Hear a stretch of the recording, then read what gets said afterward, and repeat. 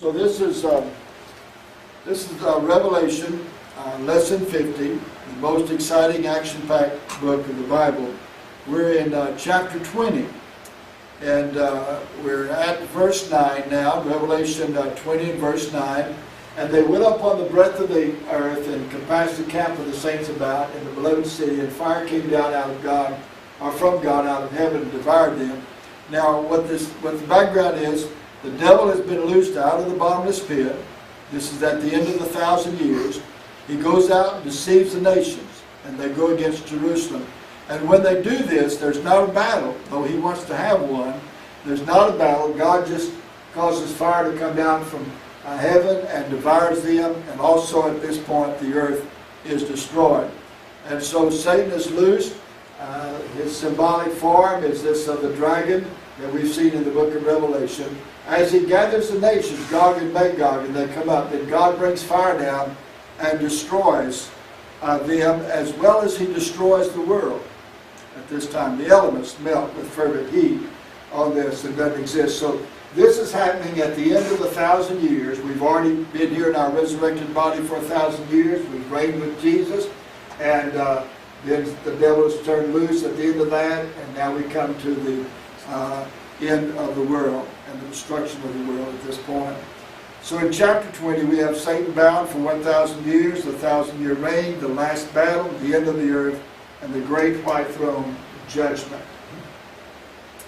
So question 1, after the 1,000-year reign, Satan is loosed out of his prison, and he gathers the nations to war against Jerusalem. Now what falls out of heaven and devours them? Fire. All right, fire. Now in 2 Peter 3:10, but the day of the Lord will come as a thief in the night, the earth in which the heavens shall pass away with a great noise, the elements shall melt with fervent heat, the earth also and the works that are therein shall be burned up. Now you've got to remember in this you're describing like a three-ring circus. And things are going on all over the place. And as you go to describe something, sometimes you describe something that's already happened, or at the same time, and you don't have quite an order. And then also, you've got to remember, John's in heaven and he sees this. Now here, Peter is shown this. So Peter's not in heaven when God reveals this to him. So Peter's on the earth. Now the difference between the two, of John being in heaven and Peter on the earth, or any prophet in the Old Testament that's on the earth, it's like when you're driving here in the States, if you're going out to California and you get into New Mexico, Arizona, you go across there and it's flat territory and you see a mountain range on the horizon. All the peaks look like you could stand on one and just jump from one to the other. They look like they're just right there together. The closer you get to the mountain range, the further the peaks separate, apart in them. And so any prophecy that's revealed on the earth is like that mountain range at a distance. And so the peaks look like they're all together. Here you've got, comes as the day, Lord, come as a thief in the night. That's the rapture. Well, then after the rapture you have 7 years earth time, and then another 1,000 years. See? But in heaven, that's just a day and a few seconds, see, of heaven's time on them. And so we get confused with this sometimes when they do this, and then it talks about as if the fire and the elements melt with fervent heat happens at the time of the rapture. It doesn't. It's after the 1,000-year reign on them. And so you have to be careful about these as you go through in dealing with that. And here it talks about with a great noise. When God sends that fire down upon the devil and all of those, there it's a tremendous noise. And of course it talks about the elements shall melt with fervent heat, the earth also and the works that are therein shall be burned up. We can't even begin to imagine this and what's going on. Now we know that the foundation of the earth is or the frame of it is our solar system, and our earth in our solar system. Now when this happens, this old earth is completely destroyed, the elements are melted, and our solar system is done away with. There's nothing out there except other parts of the universe. As far as our earth and our solar system, No longer exists. We're not being made over. It's totally wiped out. And then, at this time, we'll talk about, so we want to fill in the blanks. At this time, the heavens shall pass away with a great noise. All right, a great noise. And the elements shall Melt. All right, with Fervent heat. fervent heat. The earth also and the works that are therein shall be Burned up. burned up. Now, when this happens, in verse 11, it says, I saw a great white throne, and him that sat on it, from whose face the earth and the heaven fled away, and there was found no place for them. Now, when it talks about the earth and heaven, it's talking about the earth and its solar system. I mean, it's not moved to another location. It doesn't exist anymore. It's totally done away with. There are those who believe that the earth is going to be remodeled on this. The new earth is a remake of this one. No, it's totally wiped out. It doesn't exist anymore whatsoever. And so at this time, now we have the Great White Throne. Now the Great White Throne is a very popular topic, and most people approach it just from the point of the Great White Throne judgment. And because of that, there's a lot of misunderstanding about the Great White Throne judgment. A lot of people feel like this is when there's going to be one resurrection, and that happens at the Great White Throne judgment. The redeemed are raised with their resurrected bodies of like Christ, and they're lost or raised with their body of death, and they stand before the Great White Throne judgment. That's not true. There won't be a redeemed person at this Great White Throne judgment except the judge. He's the only one that's there, the ones who's opened the books of his attendance there. Those that are there are people who are lost, and we'll see that in a few moments. So, as we see now, during the 1,000-year reign, well, in fact, all the time we've had the earth in existence, at the end of the 1,000-year reign, then the earth is burned up. You have the Great White Throne judgment set up, the earth is burned up, and then you have the solar system. Nothing exists there as far as the earth and the solar system is concerned. Now, question 3, were there anything found or left or found of the earth? No. No. What happened to the earth? Burned up. All right, it passed away. Or burned up. Melted fervent heat. The number of answers. It doesn't exist anymore. Now John saw a great white bird. No, he saw a great white throne.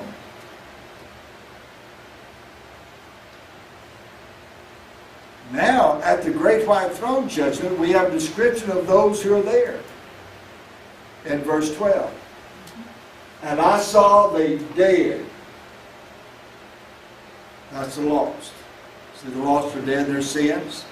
There's not a live person there as far as spiritually alive. They're all dead. They're lost. I saw the dead, small and great, stand before God. And the books were opened. Another book was opened, which is the book of life. Now, this is not the Lamb's book of life. This is the book of the living.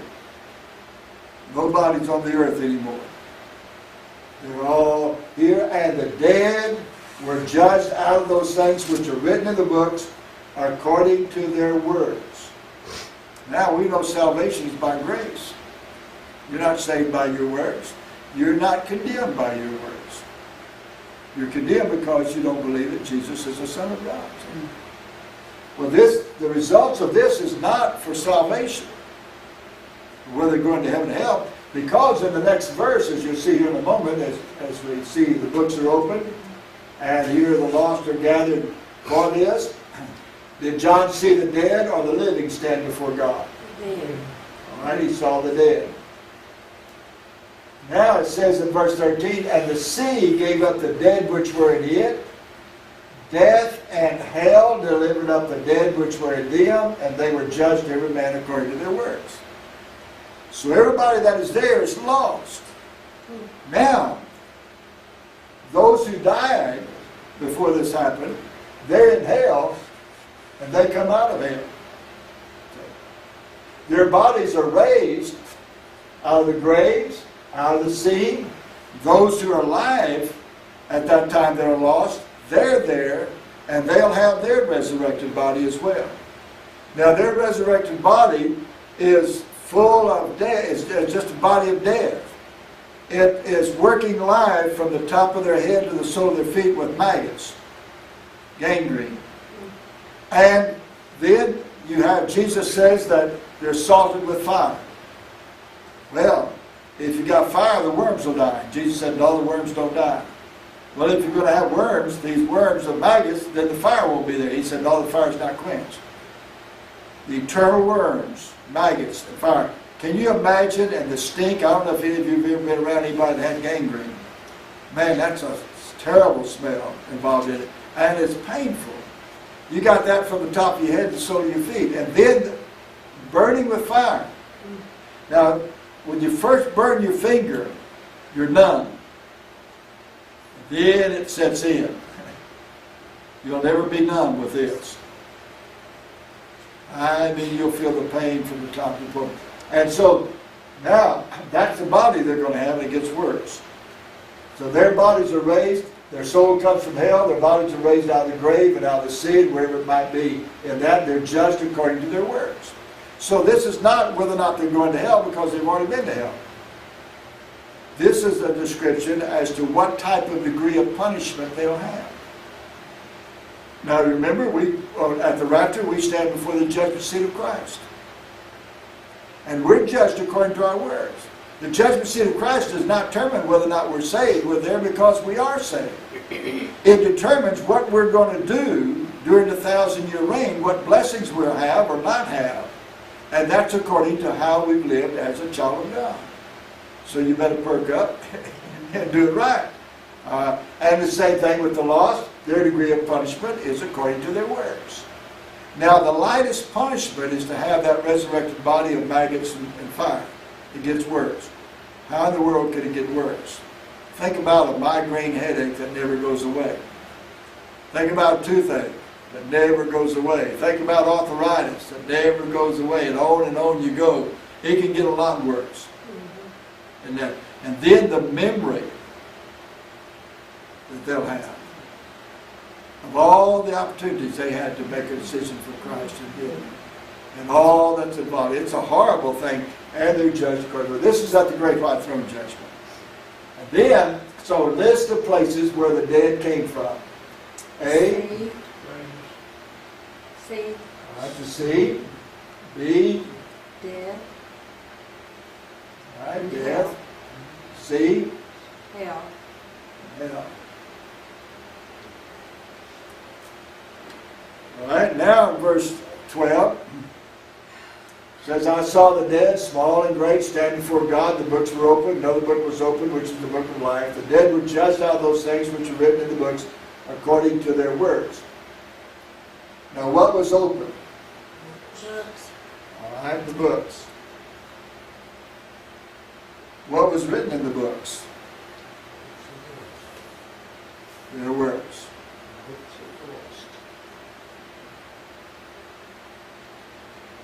Then we read in verse 13, the sea gave up the dead which were in it, death and hell delivered up the dead which were in them, and they were judged every man according to their works. So question 10, how were the dead, the lost, judged? By the what? All right, according to their works.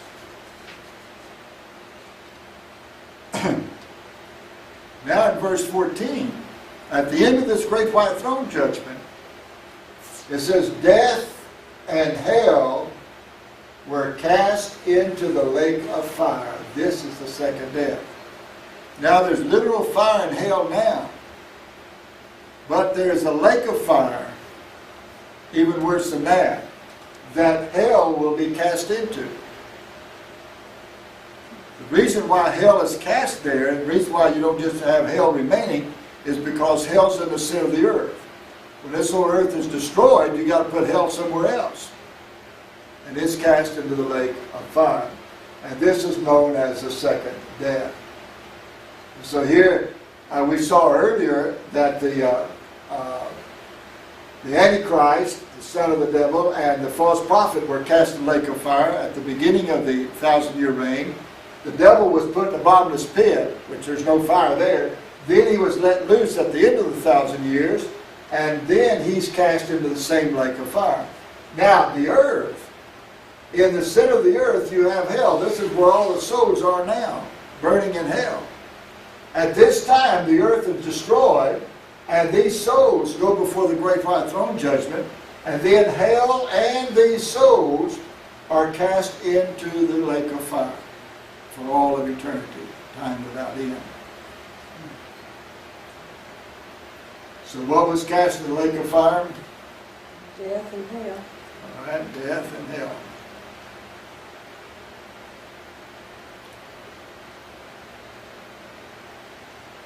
And whosoever was not found written in the book of life was cast into the lake of fire.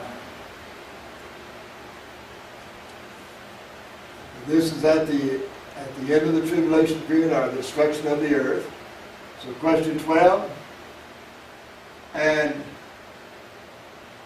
whosoever was not Found.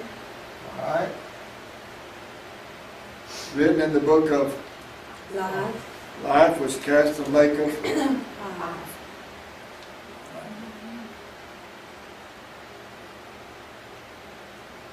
All right, any question?